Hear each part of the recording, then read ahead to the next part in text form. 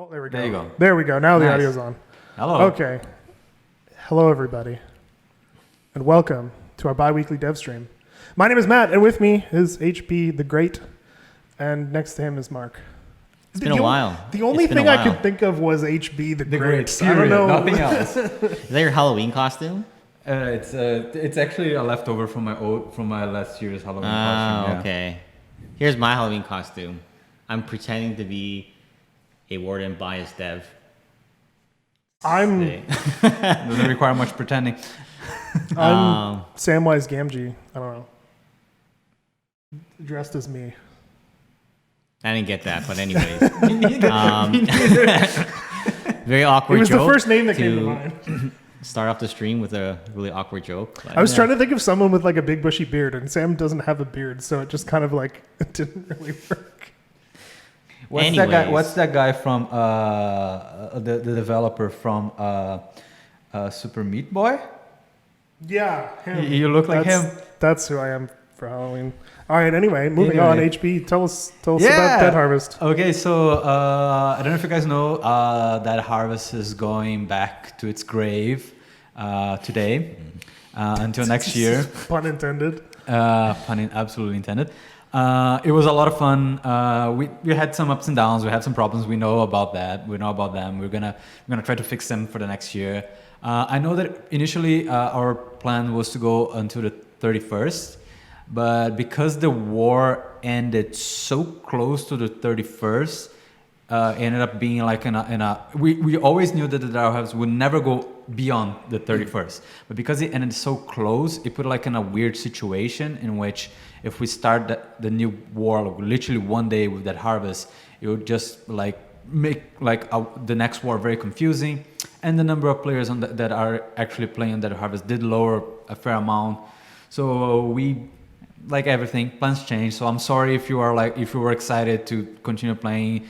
The two people that were still excited to Well, I mean, like the thing that we found was that, and this was the exact same thing that happened like last year. Yeah, right? yeah. Which is that the first day, like a lot of people. I think we almost had around like 800 people playing. No, we had more than 800. We had more than 800 Yeah, people. we had more than 800. Playing on the first day, which was actually very similar to what we had last year, and everyone's really excited. But for these events, same as last year, like, you know, really the lasting power is maybe like a few days. Yeah. Which is completely fine for us because like we don't do this to make it some sort of like a huge feature in the game. It's purely for like a fun, you know, it's like a fun Halloween event. Yeah, absolutely. And I think that, you know, I think maybe definitely one of several of like lessons that that we kind of learned was that we should try to maximize the fun in those few days rather than trying to stretch it out longer than sort of have like overstay its welcome in a way. This is something that we're gonna try to like focus more probably in the next year when the Harvest come back, and we're gonna take like the lessons that we learned this year. We already did I saw some people saying like, oh, last year was Mark's conception of that Harvest and this year was HB's concept. No, it's not true. It's not. That's not how it worked. No, I know that like there was a lot of my hand on this one, but I worked with Mark. Yeah, no, it was. And we took a lot of the stuff that we learned and like the decisions, like the main decisions, like making sure that the Harvest was in World Conquest. These were all like these were all joint decisions. They were not like. Well, it's not, and like one thing that I really want to make clear, right? Because it's understandable seeing it from the outside. Some of like the choices made might seem strange, or you might not understand the reasoning. But to clarify a couple of things, because I know a lot of people were asking, why was it part of like World Conquest and things like that. One of the things you have to understand is that when we do like an event like this, because we're like, our team is super busy with like the winter updates, super busy with so many things, and the choice is either not have an event or have an event where we have to be very very constrained on what we can do. And one of the things is, because Foxhole doesn't really support the concept of of a separate server anymore, right? It basically only runs like World Conquest, right? our decision was, well, we can either run it in World Conquest, or we can just like and then try to make the best of it. And you know, I'm not gonna lie, we thought it might be more interesting too, right? Yeah. And But like, or we don't do it, right? So it's not like it's not 100% this like we had tons of time to do it and we made all these careful choices. It was like, okay, we have this limitation, has to be in World Conquest. We had this limitation, we only have a week to work on it. We have this limitation of like X, a whole list of these things, and then we have to say, okay, if we're gonna make this happen, right, this is all we can do. Yeah. Right. So no, and I think just to make it clearer so that there's a better like understanding, right? Yeah. No, and I think that's like on with all the limitations that we had. I think that the event actually went pretty well. There's a lot of things that like were amazing to see. We saw like particularly on the first like few days. One of the things that I think we already achieved better than last year. Last year the event pretty much died after the first day. Yeah, it was kind of gone after the first day. Nobody cared anymore. This one, it took considerably longer. It took like almost a whole week for people to actually like say, okay, I'm kind of done. I think which I think says a lot. I think the catalyst was like the weaponization of the zombies, which we knew eventually Which is was fine, going to happen. Yeah, it's fine. It's things like that. Like we were prepared to, and I think that, in my opinion, the event was like for what we wanted to do, it was a huge success. It seems like despite all the rough edges, I think that I particularly achieved what I wanted to do. I think we had fun with the mechs. We had fun with the zombies. We already had this time we had zombie leveling, which was way more than I expected. By the end of that development week, there was a very very real chance that the zombies were just going to be the same type of undead that they were last year, just straightforward single guy. So actually having them leveling up was already a very big push from the programmers as well, that I could put the extra hours to do it as well. So kudos to them to actually being able to put all this stuff in. So we're gonna take all the feedback that we got, the different kinds of leveling and the things that went wrong. We're gonna look into them, and hopefully this will be something that we will be able to expand next year and make it better. So a lot of people in the chat, what I was going to say is there are two things that are resounding successes. I can say on a fundamental level, people really like the mech. Yeah. They really want the mech. The mech is not going to be in the main game. No. But the other thing is they really like the mech HMG sounds. So that's another thing that came up a lot. And I'm like, okay, I guess maybe there's something to learn there. Maybe there's something we can do there. And I will actually know of a good time for us to be doing that. But anyways, when we're launching the game. Well, it's worth noting the mech HMG sounds were the first time I really went through and added my own flavor to sound effects, because it was fake, right? It's a big that mech, you can so do I was whatever you want, yeah. I don't really feel like it needs to be realistic. So if that's a sign, then anyway. So let's move on. I'm glad that they like the mech, because I got to be honest. I spent almost prior to the development, prior to the 1 week development, I spent almost a full week on my own time, or even more, just in between tasks. Yeah. Trying to make sure that the animations and the ABP, the animation blueprint and all shit was working properly. So that was, I'm very happy about that. Yeah, and as a last, I just want to sneak in this my last kind of word on this, right? Okay, I hope it's a positive one, because I'm happy with the event. It's a learning. Of course, it's more of a looking forward to the future thing. I just wanted to share a few bits on our post-mortem that we had the other day, right? And this is not stuff that we're definitely going to change, but the few things that we're rolling around in our mind, just so that you understand, right? Is that in the future versions of this, we might want to take what was good from the first year and then take what was good from the second year, and try to put those together. We were talking about one thing that maybe we should try to make happen, even though it might be hard, right? Yeah. Is to make it so that the Wardens and the Colonials have to work together. Yeah. Right? That's something that was a feedback that I heard several times. People really missed from the first one. People really missed that. It only happened on the first day on very, very small instances of when the Horde was just starting, people were learning about that, but it kind of like developed.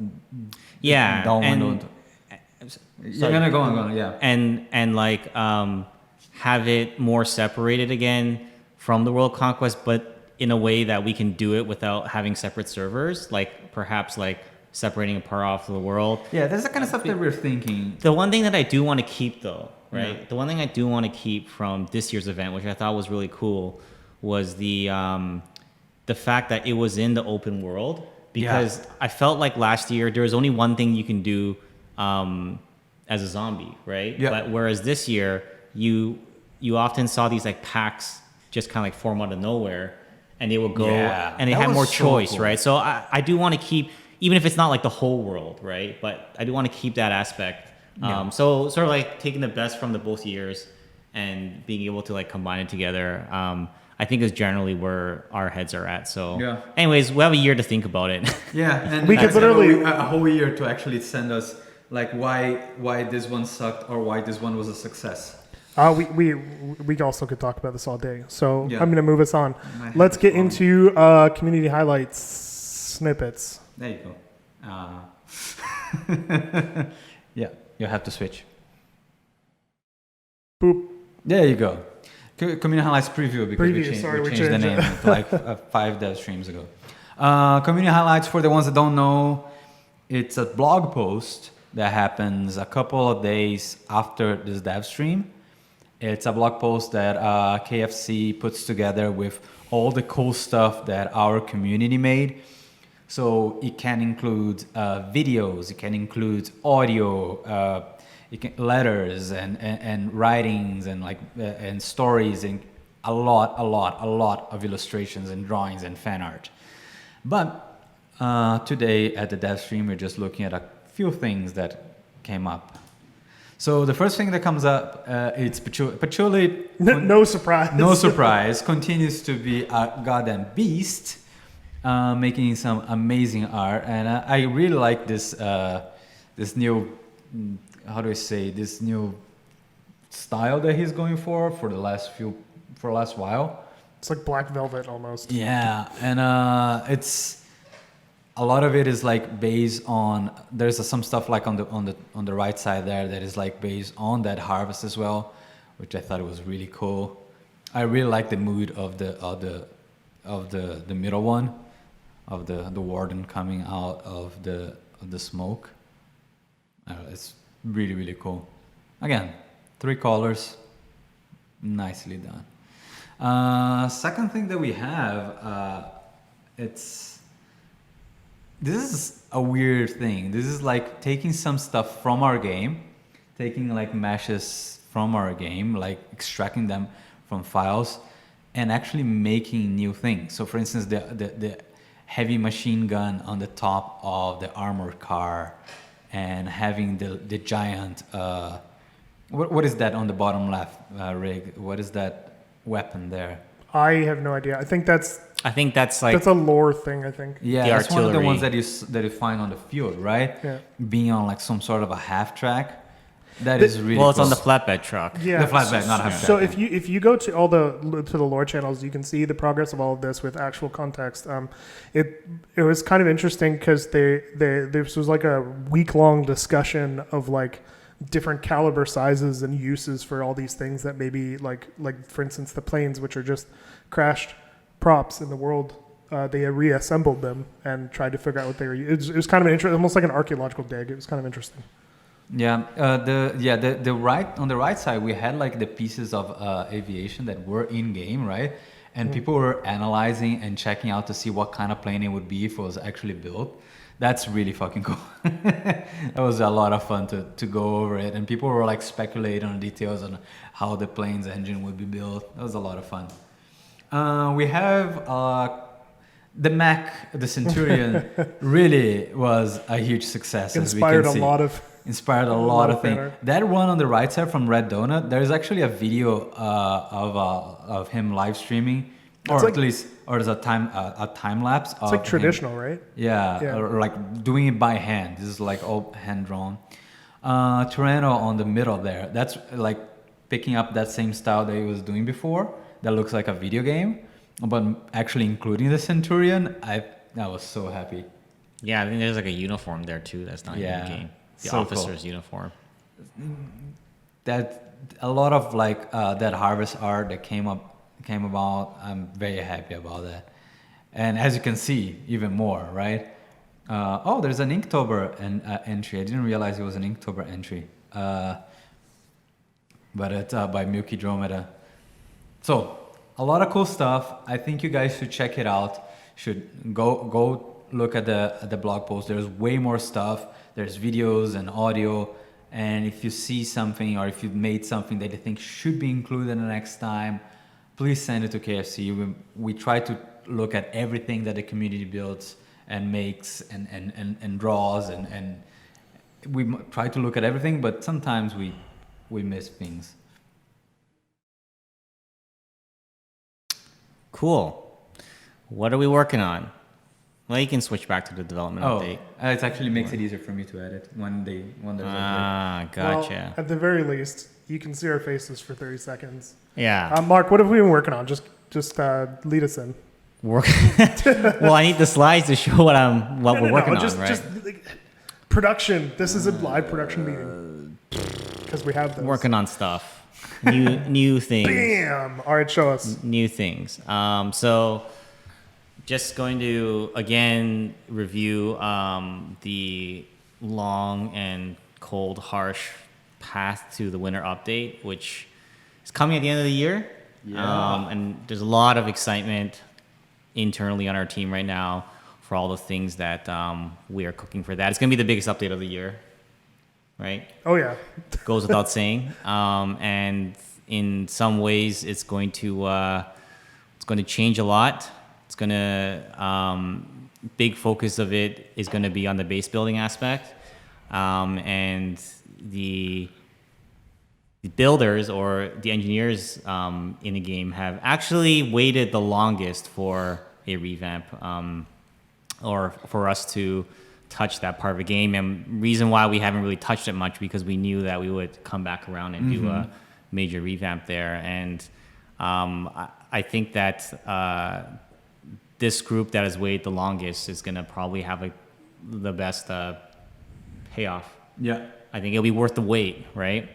There's some pretty interesting things coming in this pipeline. Yeah, I'm trying not to overhype things. No, it's right? interesting because I just glanced at the screen, Matt's screen, and said like, oh, every update is the biggest update ever. That's not true, but it is true that like they're like on the big updates, it seems that like we're doing more and more every time. I've heard that before, and I'm not sure where it comes from because as far as I'm concerned, we always say that. the last big update was update 26 in terms of what we consider, right? Yeah. And then a year ago with the Foundation of War update, that was a big really one. big. But the ones in between, maybe we just sometimes get too excited and we say So, like, there's a lot more in this than we thought. there's a lot more in this update, Which and is things true. like It does that. happen Yeah. often. Right. But as far as we're concerned, like, last update, update 31, this one coming up, those aren't like huge updates. It's the pre-winter update, so it can't be that big. Yeah, exactly. Right. So, And the winter updates probably carries the most content. Like update 26 was big, but I do think that there's more content, period,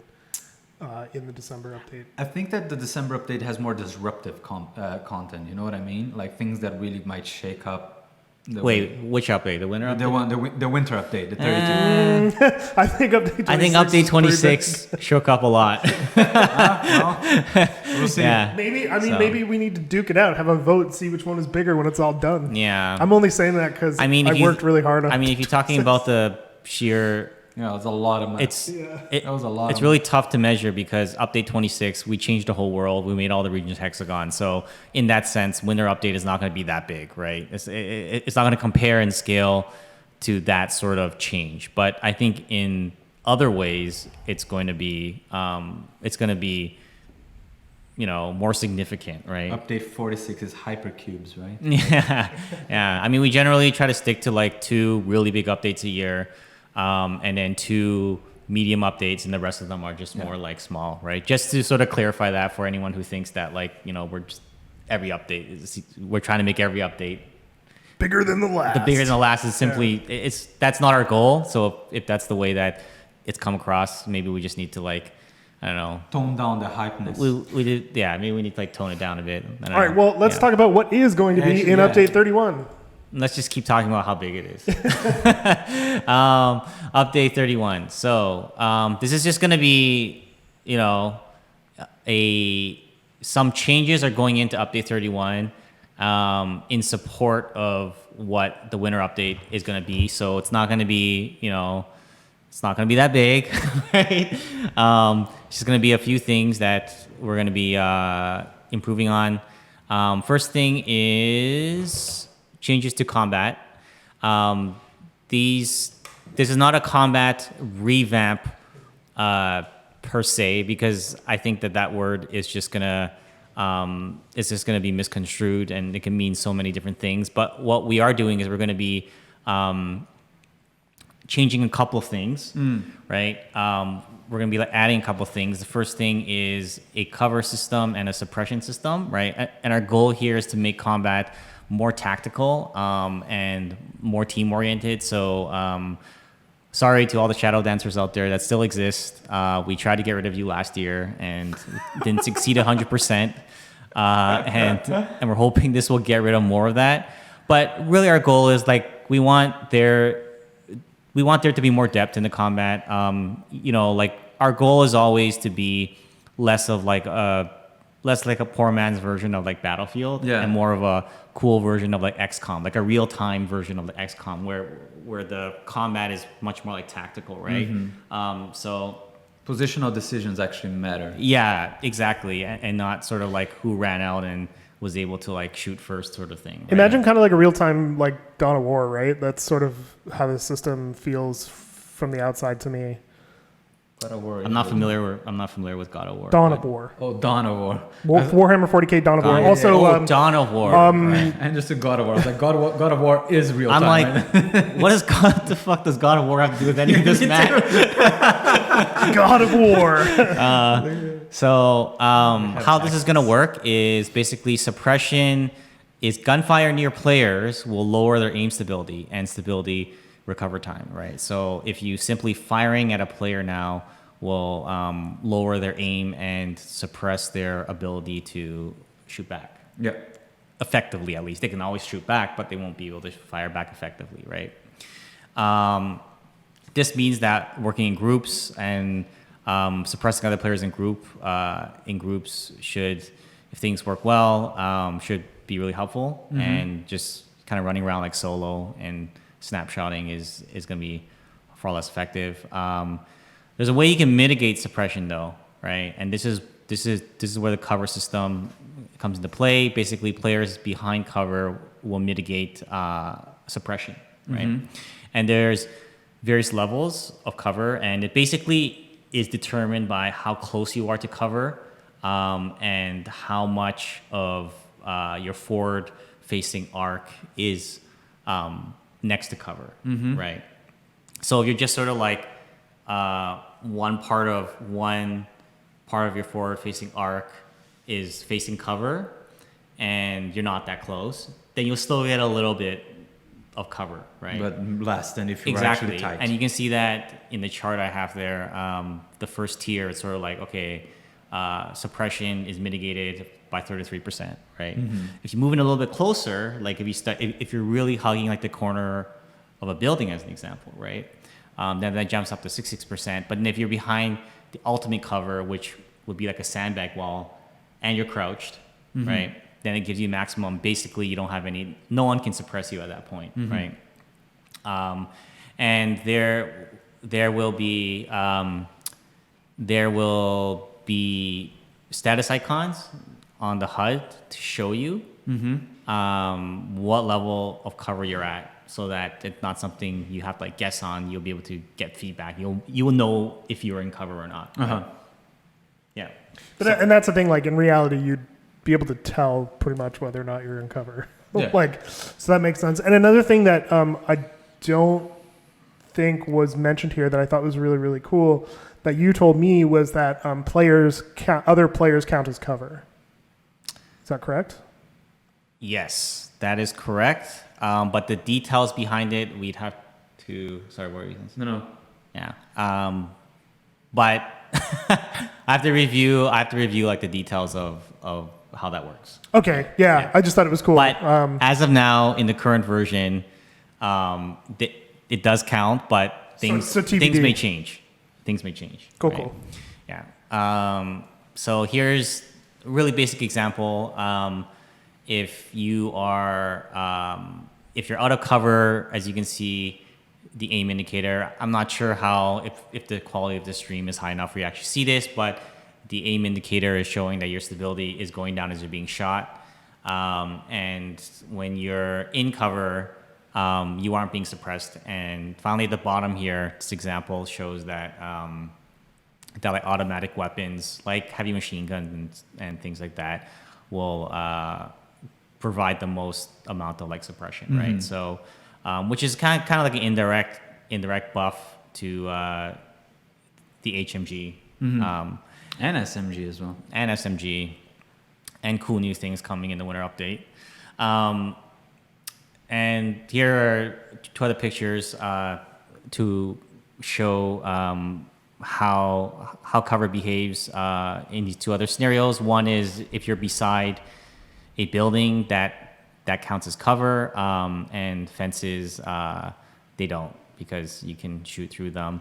But keep in mind that these pictures were made in an even earlier version than what we have right now. So it's not working exactly like this, right? So don't look at what's happening here and try to like extrapolate what The numbers. the actual like behind it. game balance is going to be. In fact, this is the behavior that you see here is actually very different from where the balance is right now, right? So just treat this as like a visual illustration of the functionality, but not representative of the game balance, right? So yeah, that's cover, right? Nice.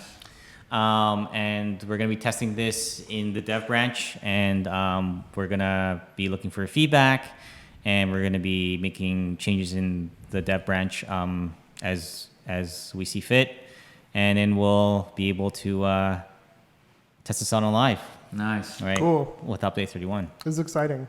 I think it's gonna change a lot. At least I think it's exciting. I think that not everyone is going to like this. We understand that.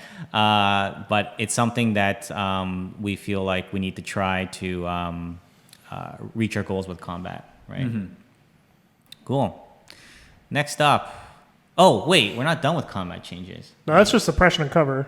That was the main thing, right? So some smaller things. There is automatic grenade reload.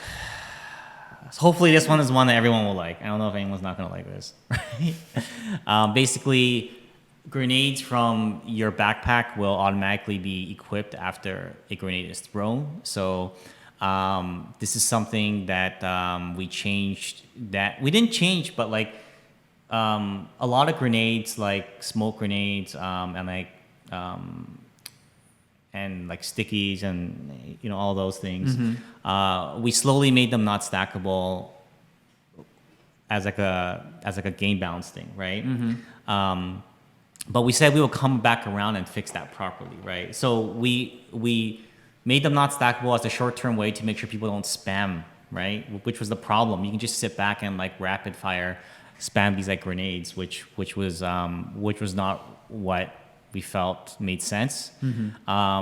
But so we made it so that they weren't stackable, but that was not a good user experience, because if you want to reload, you have to open up your inventory, you have to click on a grenade, transfer it, and then close the inventory and enter the next one, right? So instead, we've redid the way the animations work so that after you throw a grenade, it'll automatically reload, but there's a little bit of like a follow-up animation to make sure that you can't spam it that fast, right? But then at least now you won't be going through the clunky route of opening up the inventory and having to do that extra step, right? You can play the game much more like naturally now, and this works for like all the grenades, right? So hopefully that will be helpful. The other thing I wanted to talk about, because a lot of people were asking me about this, and this is something that we did spend a bunch of time working on in this last iteration, but I want to say that we did implement the solution. There were problems with it, and we're just not satisfied with the results yet. It's a deceptively hard problem to solve. It sounds easy. Oh, just make it so that your aim goes further at the top and goes further at the bottom, right? But the way that the aim is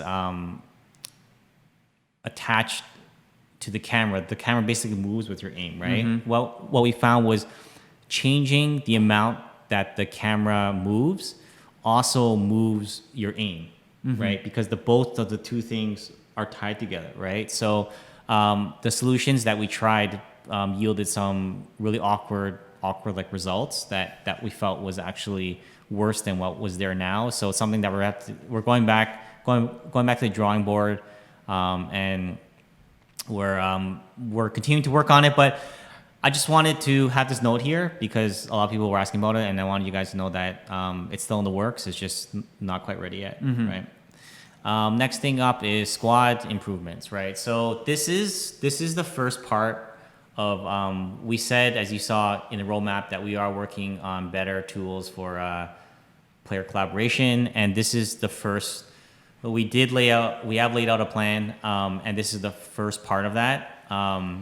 There's sort of like three big parts to the communication tools, and this is sort of the first part, which is squads. And really what we wanted to do was make squads actually usable for coordinating on the battlefield. Right now, squads really are just there to lock your vehicles and use rockets and these other things, but they're not really useful for actually working together as a group on the battlefield, right?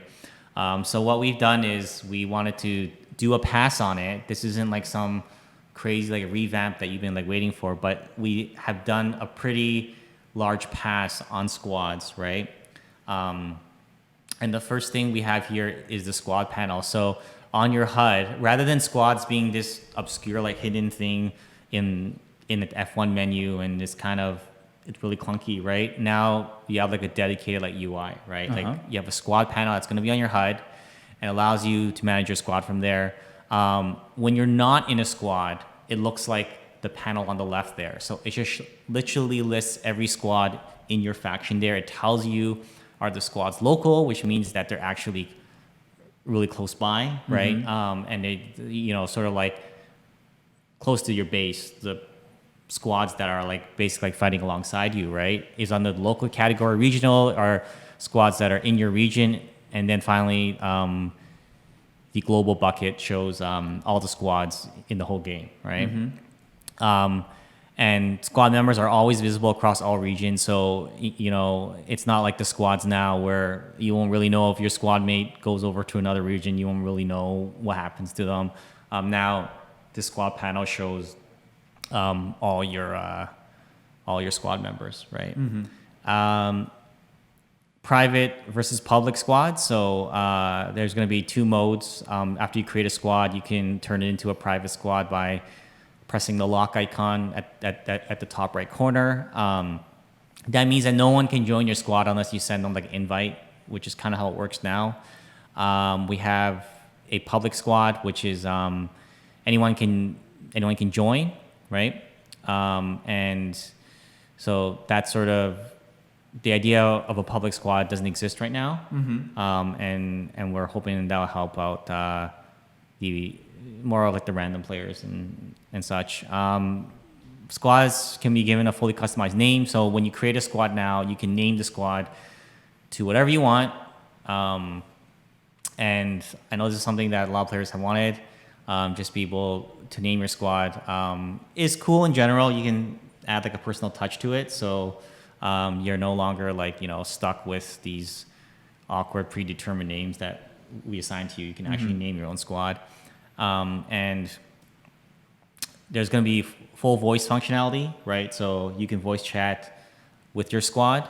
And, we're actually going to be moving this down from the operations feature, whereas at a sidebar, operations, we're actually going to be switching them off for now because that's the next stage of the improvements, but we weren't able to make it. We found because there was some like overlap, we didn't want to have both operations in the game and this new version of squad. So operations is actually going to be it's going to be on break for a while, I would say, right? And it's going to be back soon. It's not going to be long, but we have some new features coming there too. But for now, it's going to be gone. Squad member names are going to be colored differently on the HUD. Squad leaders, right? So this is a new concept. So every squad has a single squad leader. They're going to have a special designation in the squad panel and in the HUD, so you'll be able to easily know who your squad leader is, right? If a squad leader is within 100 meters of where you are, they'll always be marked on the compass.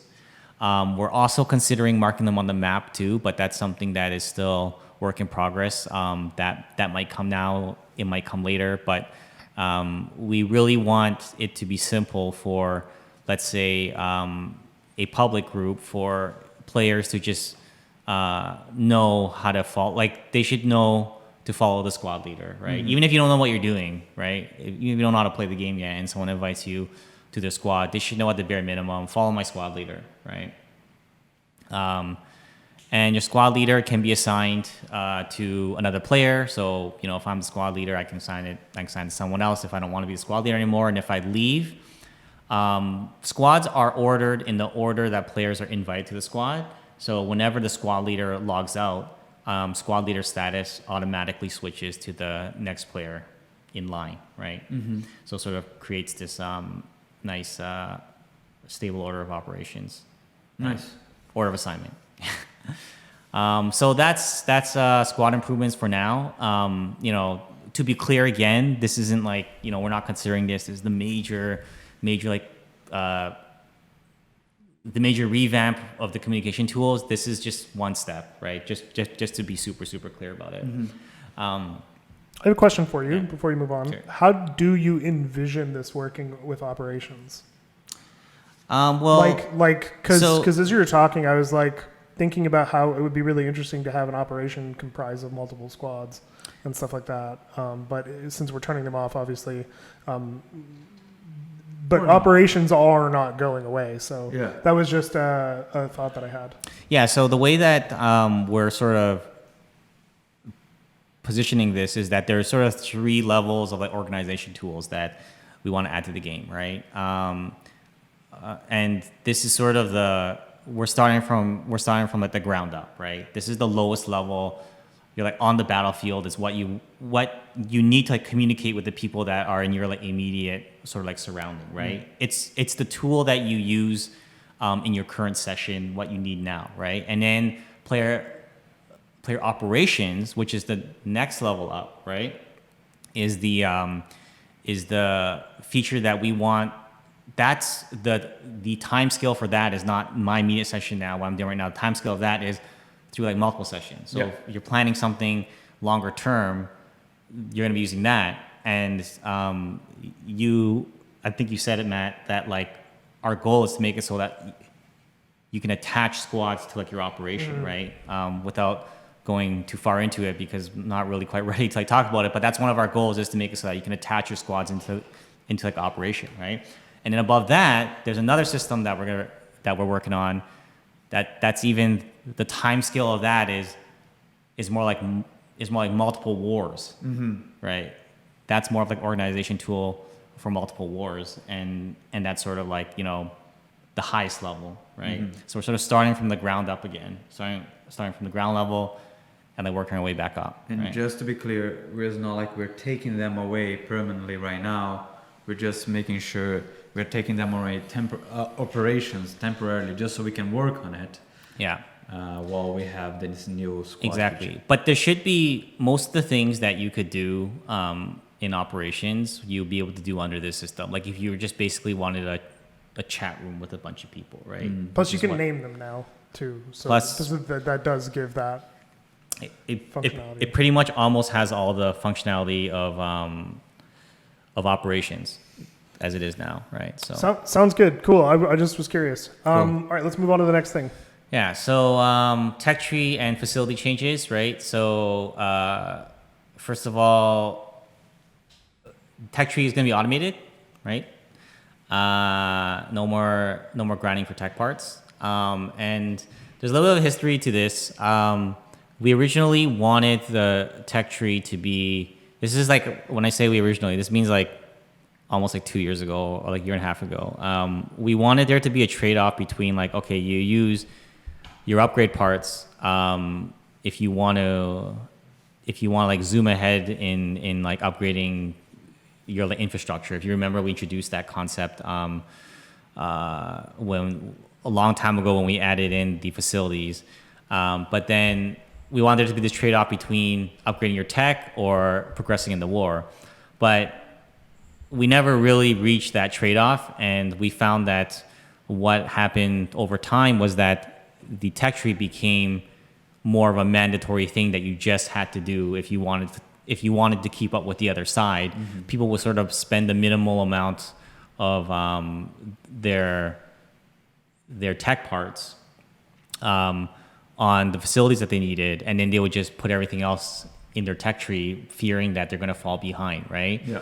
And so eventually it became more of like a liability than an actual like trade-off or like a fun thing. And we found that the imbalances that come from the tree ultimately has such a huge impact on the outcome of the war. And often players just felt like they didn't have any real control over it anyways. And it just caused all kind of like game balance issues. So what we're doing is we're taking a step back right now. And we're just going to say, oh, okay, it's just going to be like automated. So you don't have to grind for it anymore. And that way, at least one of these like game balance issues are going to be off the table for now. But it is something that we do want to like reevaluate in the future. We did say earlier this year that we were going to come up with a new system for this, and we did try to come up with like a new design. But again, we weren't happy with it, and again, it didn't make it in, right? So for now, we're saying, okay, well, if we're not going to have a new system, at the bare minimum, let's just remove the problem of this system, at least. So lessen the burden a little. Lessen the burden. At least the problem's not there. And in terms of how interesting is it, it's not very interesting. We understand that, but it's something that we would like to revisit it at some point in the future, right? Facility efficiency. This is gonna be a fun one, right? Because so there's a little bit of history behind this one as well. So basically, our goals are we want to better regulate the pacing of the wars, right? So the history behind this is a long time ago in a galaxy far, far away. We had like port bases in the game. Civic centers were really hard to build, right? You basically could never win the war in the first week. It was literally impossible because you hit the hard barrier of the port base, you hit the hard barrier of the civic centers, and that's why for a long period of time wars were always like 3 to 4 weeks, right? But even though they were long, we felt like it wasn't interesting because you basically you couldn't win.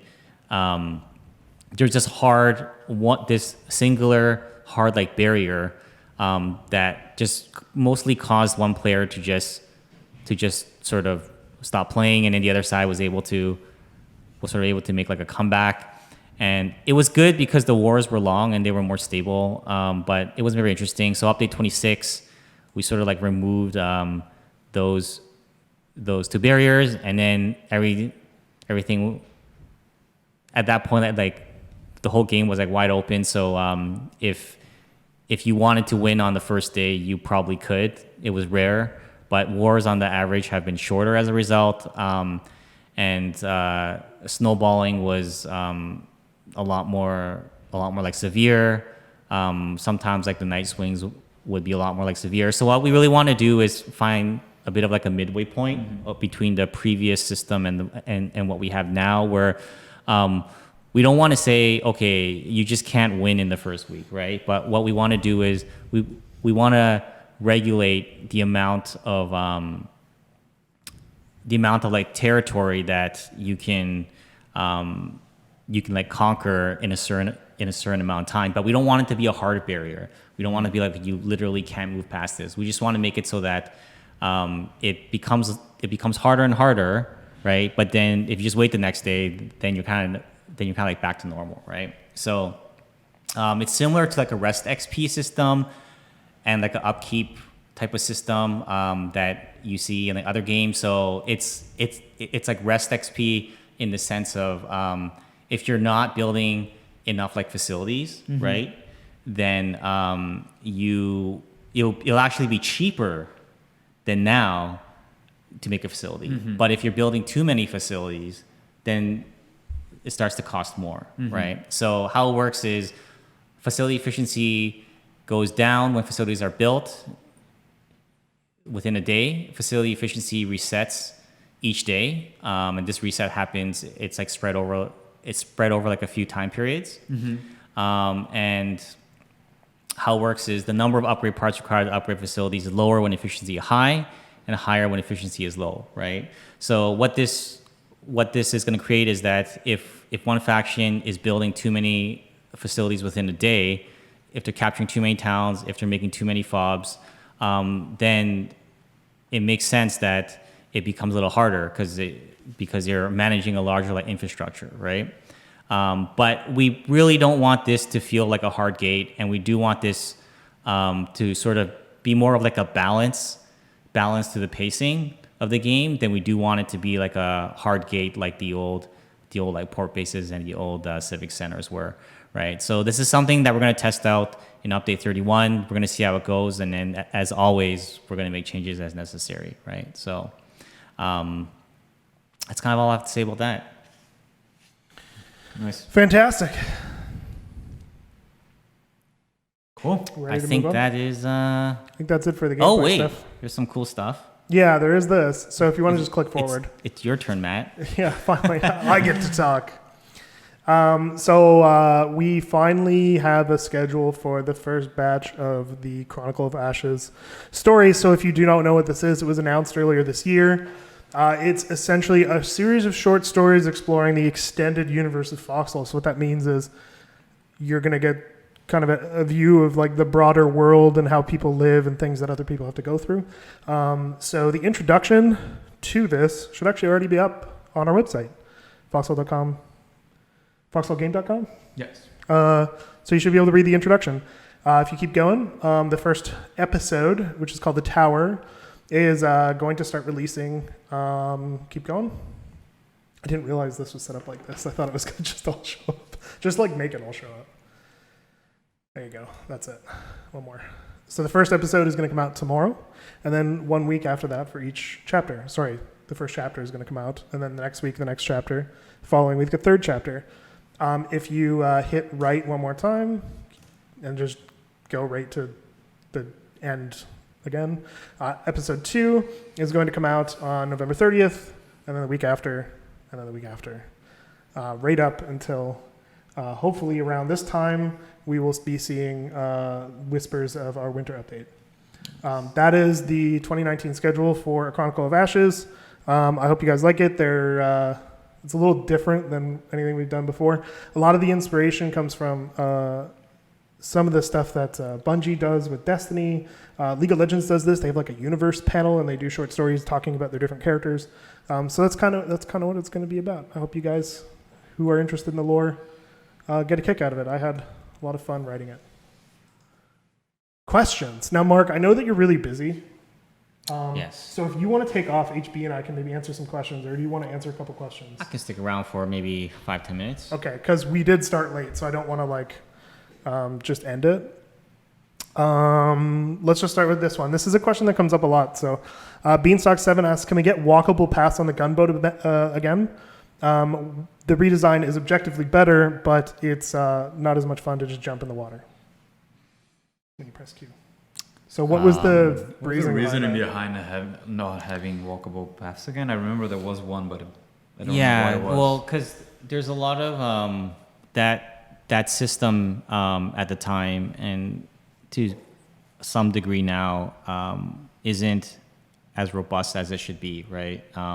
Oh, like you mean carrying like people on top of a vehicle or something? Yeah, and when we went to redesign the faction specific ones, we felt that we didn't want to, because the barge and landing APCs had a lot of issues at the beginning.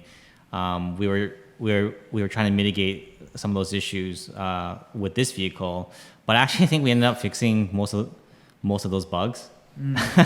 So who knows? Maybe it's something we can like bring back in the future, but I don't think that's something we're going to do anytime soon. There's just way too much other work to be done right now. But who knows? Maybe in the further future, there could be more to do there. It's some wild possibility, maybe like a larger ship that you can walk on. But that's all like pie in the sky stuff right now. 4L Pack O. It's just the capitalization is really weird. When a squad leader logs off, doesn't it make sense to automatically make the highest level / rank player the leader instead of a random one? To be clear, it's not a random one. It's the next that was in line, right? It's not a random one. So basically, the order that you invite players is the order that determines who's the squad leader next, right? So if you're worried about that, you should always like invite players that are in the order that you trust them, right? Now, there's nothing stopping us from adding in some functionality in the future that allows you to like actually reorder your squad, right? We feel like relying on the in-game ranks and the in-game levels and ranks are probably not reliable enough, and I think players would prefer to have more specific control. Like, okay, I want this person to be second in command. Yeah, any system that is automated is bound to be Worse than flawed, manual. Yeah. Worse than manual. Yeah. So actually nominating somebody is the actual next logical Yeah. step. I mean, you can like indirectly nominate them by inviting them first. By inviting, otherwise think about it. Like if somebody shows up that has a high rank, you don't get to choose at all, even if you're the leader. Right. And the good and the Can you turn private into public? yes. Because then, like, if people are entering, you're making a public So operation. Squad. So like another good reason why the default, the ordering by default should be determined by the invite order is because it kind of settles any kind of arguments, right? It's like literally you're here first, right? Like it's sort of like first in, first out, right? Sort of deal. And it also makes the assumption that the person that is there knows what is going on more that because they've been there squad. longer. Yeah, exactly. Yes, yeah. Petrurin asks, when are we getting stackable tech parts again? Well, This is why I asked this question. you don't need. I mean, okay. When we introduce them again, The tech tree. Well, you will. The way that part works, right, is that you don't need to get any research parts anymore, right? If the question is like you want your upgrade parts, I think the real question that is being asked is when are upgrade parts going to be not stackable anymore? And the answer is not anytime soon, because we find that we don't. The whole point of the upgrade parts, but a lot of players try to circumvent the spirit of upgrade parts. Right? Spirit of upgrade parts is something should be upgraded over time, right? But players like to hoard these parts. They like to save them, stash them, and then be able to just show up and sort of like insta like upgrade things, right? And we feel like having them stack only encourages this type of like hoarding behavior, which we think creates all kinds of problems like griefing and a whole bunch of other stuff. So I don't think that's something, I guess the answer is if you're trying to move that many parts at once, then you're probably using the parts in a way that we kind of don't want you to use them, right? Like we don't want a tier 1 town to spring up into tier 3 in a matter of like minutes, right? So it's sort of like if you're feeling that strain, it's because you're trying to stretch the limits of like, you know, what the intention is there. Which players, it's perfectly legit, it's perfectly fair, right? But if you're gonna stretch that limit, then you have to incur the cost of like carrying them, right?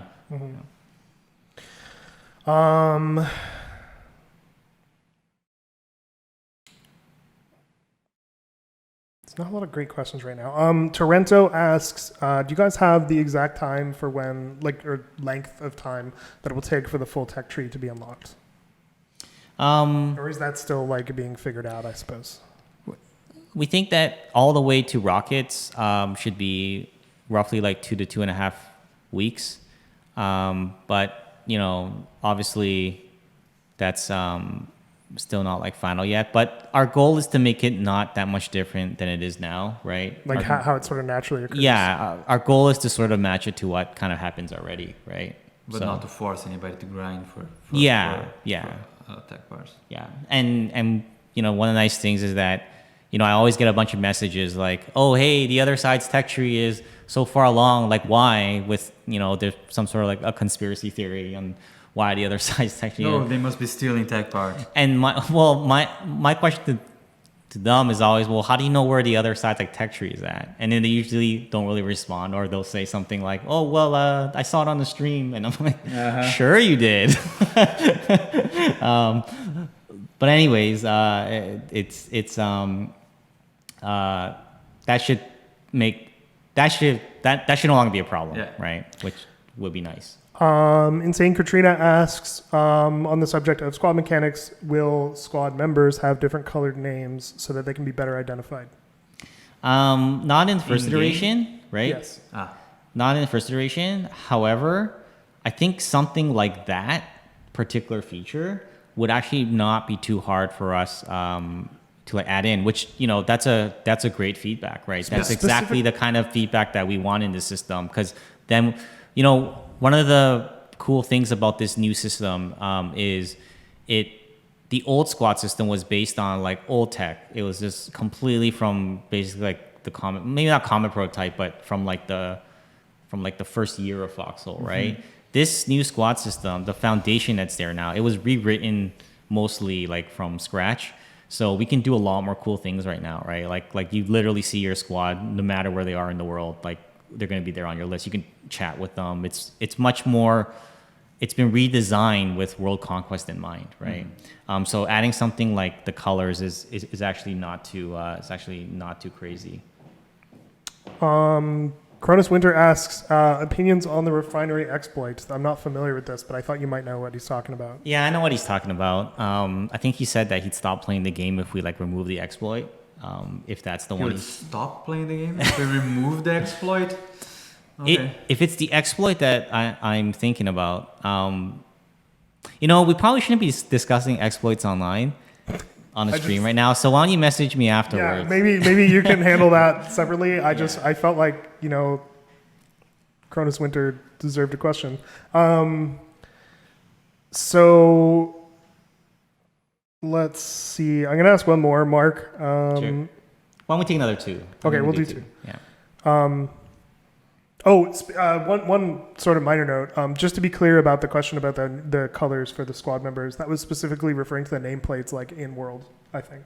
Yeah, so that's exactly Okay. what's not going to be in the first iteration, but we can do for future ones. Will there be squad markers on the map? Not in the first iteration, no. But there will be a marker for the squad leader on the compass. On the compass and possibly on the map in the future. Okay.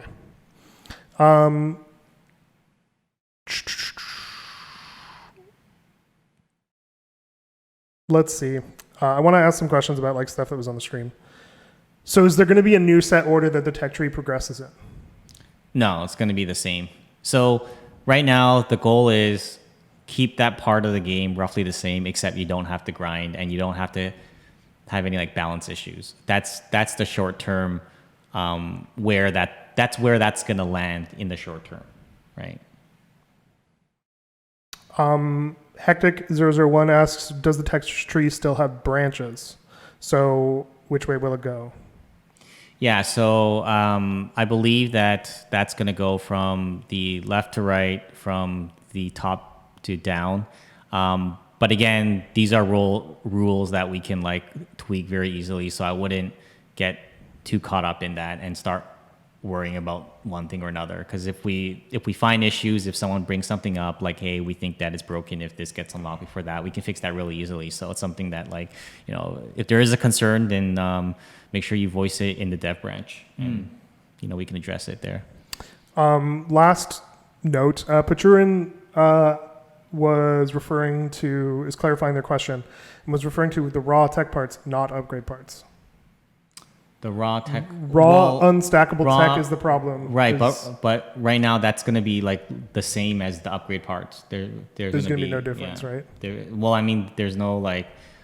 I would suggest that you wait until the dev branch comes out and you'll be able to see how that works. I'm being a little cagey around that because there's still some things there that are moving in the last minute. So, kind of like full disclosure, I am dancing around that one because there was a discussion I had this morning, and there's some moving parts there. So I would put like an asterisk on that and say that my first response holds, but some things are in flux. So we should wait on that a bit. Last question: how do we feel about machinima? Machinima? Yeah, like making movies in game. Like taking the stuff from like the characters from in game. No, I know what machinima is. Yeah. But like just in general. Yeah, and then like what are our policies on it? You know, I would say that if you have something very specific that you want to do, I'd reach out to KFC and see if you can work. Yeah. You can work with him. It'll be a case by case basis. That's all I can really say. We cannot. We cannot. You know what? So I would say for that, just make sure you talk to one of us first. I wouldn't. Try to make it fall under fair use. Yeah. We actually have a process for this now, so just that's good. Please come talk to us first. Okay. Exactly. Yeah. Particularly KFC, right? I think it's the one that deals with the that's what I said. Talk to KFC and like I would say, you know, just if you have an idea that you want to do, see what he says. That's really the best that we can say. That's going to be everything for today. So HB, take us away. Okay, so thank you very much, guys, for showing up. If you're watching this on YouTube, make sure to grab us every second Tuesday, except when we miss a Tuesday for some reason, like last week. Well, do you want to talk about that, Mark? Just a little bit? Our schedule? Yes. I think it's important because people sometimes don't know when. Yeah, so we did post a schedule of everything that's going to be, all the dates where we're going to be streaming between now and the winter update. But what we're finding is that more and more following the 2-week schedule strictly has been in conflict with our development schedule. So sometimes we don't have a lot to like talk about, and it just becomes kind of like awkward. It makes more sense if we have a stream next week instead, as an example, because that's when everything's gonna be ready for us to like talk about. Mm-hmm. Otherwise, half the time we're just like, well, we can't say anything, right? Moving forward, we're gonna try to stick to like the 2-week schedule, but if we're gonna like deviate, we're gonna try to post a schedule like ahead of time, right? Post it on the Discord and I think on the Steam forums. Well, then join our Discord at discord.gg/foxhole. On the Reddit too. We try to post it as many places as we can, right? Yeah. So yeah, but if when the streams do happen, they happen at twitch.tv/foxholegame. That's it, at 2 p.m. EST. Cool. All right, everyone. All right. As always, stay Happy foxy. Halloween. Happy Halloween.